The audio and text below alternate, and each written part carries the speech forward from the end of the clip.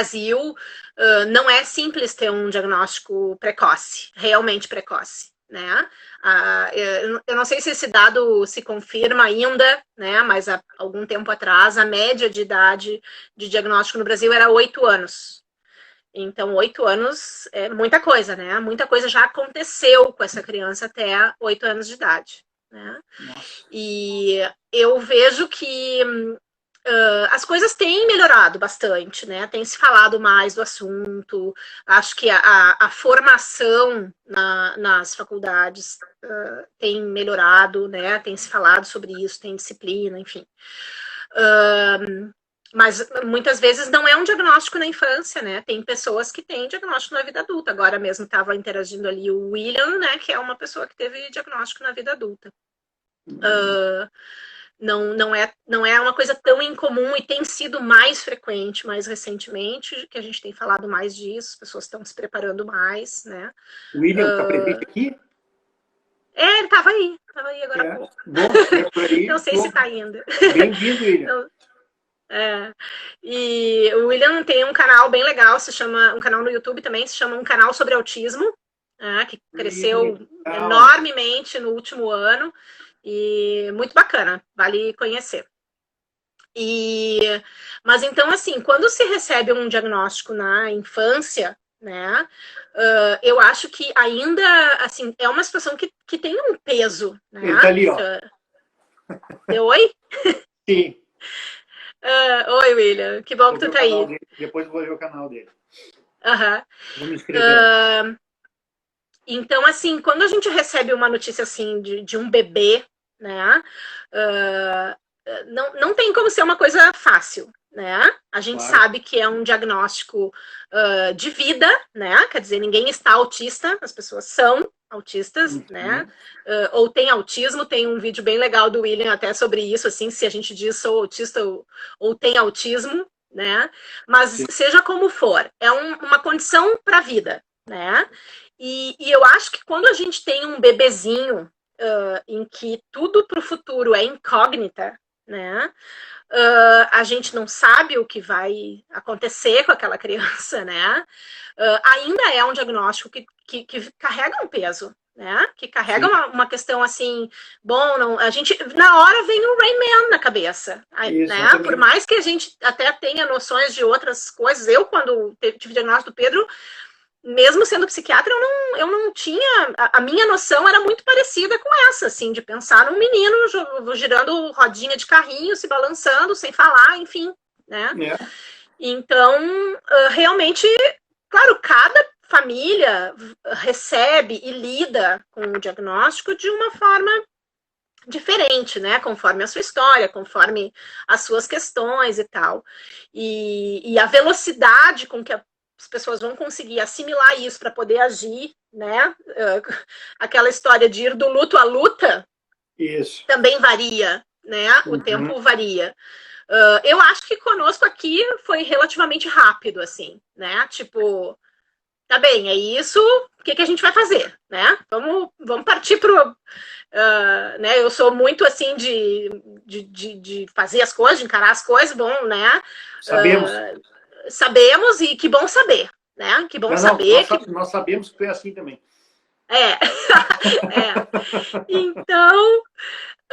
Então, assim, claro, hoje já tem quase 8 anos né, que a gente tem, que essa história vem acontecendo. Eu já hoje falo disso com uma outra, né, com uma outra perspectiva, especialmente com essa perspectiva de uma criança que está se desenvolvendo super bem, né? O Pedro está alfabetizado, com as dificuldades, com trocas, com coisa, ele tem questões de fala ainda difícil, às vezes difícil de entender, né? E tal, mas é uma criança, assim, que não, né? Que as dificuldades, vamos dizer assim, dentro daquilo que ele poderia ter de dificuldades, são mínimas hoje, né? E pensando em crianças da idade dele, pensando em crianças que... Então, eu acho que a gente também tem hoje a tranquilidade de poder pensar num futuro para ele com autonomia, né? Ou com uma supervisão talvez mínima, né? Que não seja uma questão assim que ele vá... então, ser muito dependente, né? Porque eu acho que isso sempre é uma preocupação, né? A gente tem o filho mais velho, né? Tem toda essa questão assim de como vai ser o futuro, o dia que a gente não estiver aqui. Tudo isso está presente, né? Tudo isso está presente.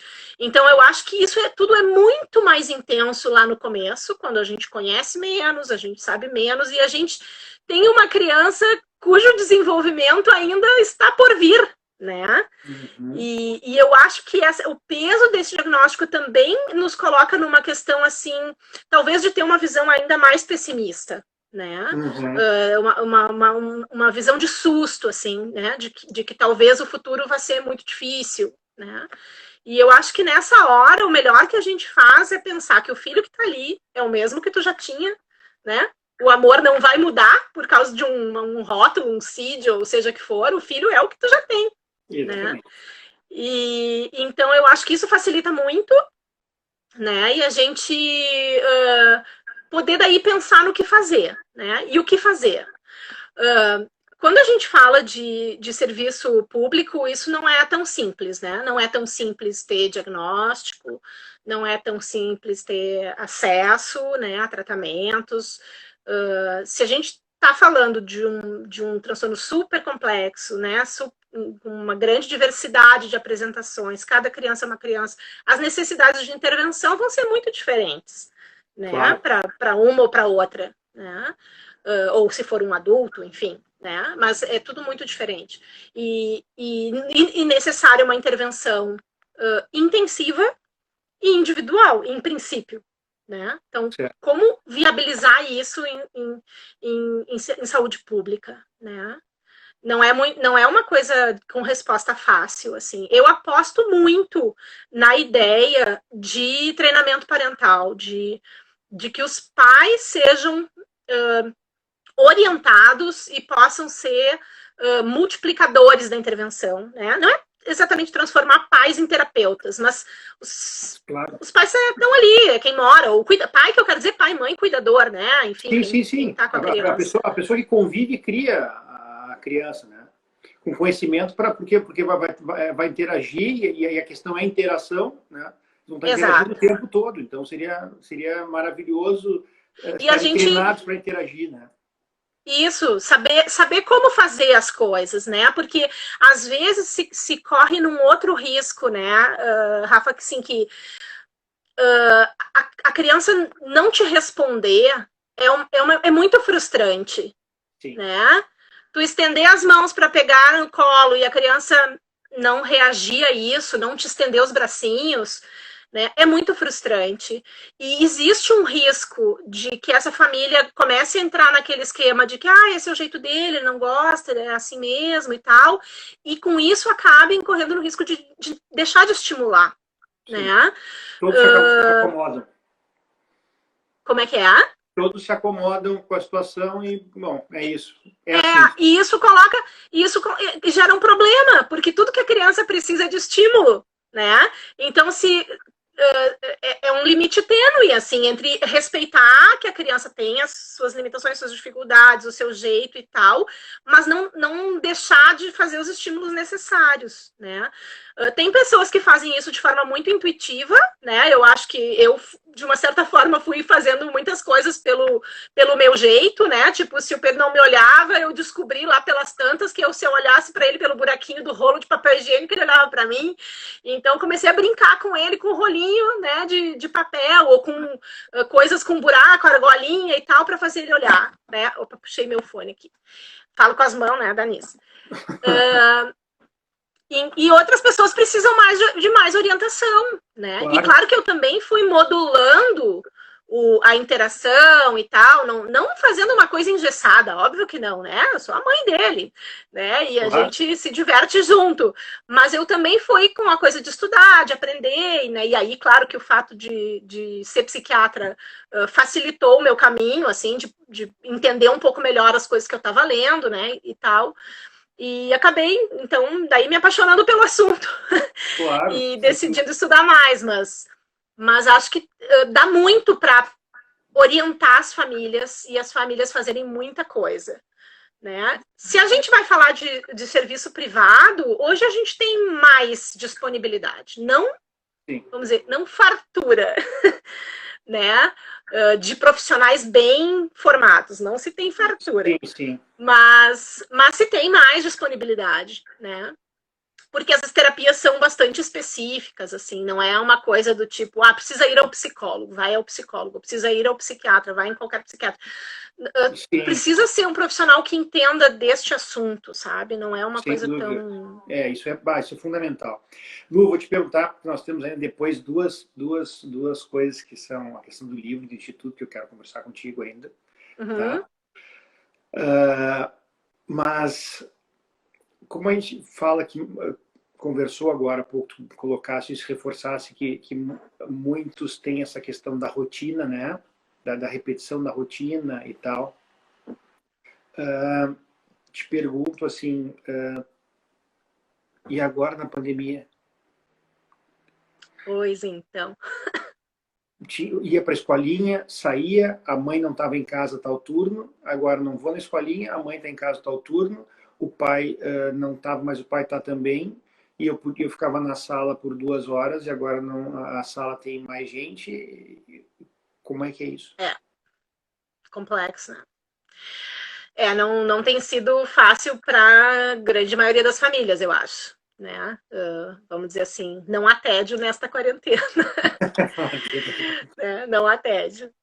Então, assim, acho que o primeiro desafio é esse da questão da rotina, é uma coisa bastante relevante, né? Porque se a gente for falar de crianças que recebam adequadamente a intervenção, é uma intervenção intensiva, né? São todos os dias, 3, 4 vezes por semana, né? No contraturno da escola, daí no turno vai na escola. Então, realmente bastante difícil essa questão da perda das rotinas, né? Sim. Algumas crianças se desorganizam bastante com isso, né? Porque a rotina ela tem uma questão assim de dar segurança e previsibilidade, né? Sim. Para nós todos. Para uma criança sem autismo, isso já a gente já percebe com 6, 8 anos que aquela coisa, tem um horário para dormir, tem um horário para almoçar, agora é hora de fazer o tema. Isso já dá uma segurança para eles também. Eles se atrapalham muito quando tu não coloca a rotina. Eu fico imaginando numa situação como essa. Sim, isso realmente pode ser muito desorganizador, né? Assim, eu tenho várias amigas que têm comentado assim de que as crianças tipo regrediram em termos de sintomas, estão muito mais sintomáticas, né? As estereotipias mais frequentes, né? Mais intensas e com as crianças tendo crises de desorganização. Quando não dá para, né, fazer o que estavam acostumadas, assim, né? Porque as crianças com autismo, quando se desorganizam, assim, é muito semelhante ao que a gente vê num ataque de birra, por exemplo, né? De gritar, de se jogar no chão, e tal. Só que não é um ataque de birra, né? Não é uma questão... Não é comportamental ou emocional, né? É uma reação, né? Muitas vezes a toda essa questão, muitas vezes é uma questão sensorial, uma questão, né? Enfim, dessa perda de previsibilidade. Então, isso sim tem sido uma questão que para muita gente tem sido bastante difícil, né? E além do que as famílias estão em casa também, muitas fazendo o seu trabalho em casa, né? Então, tendo que administrar, trabalhar e atender essa criança, né? Que muitas vezes são crianças que precisam de atenção mais, assim, supervisão mais permanente, claro, né? Por não uma desorganização, provavelmente alguns regredindo precisam de mais ainda, né?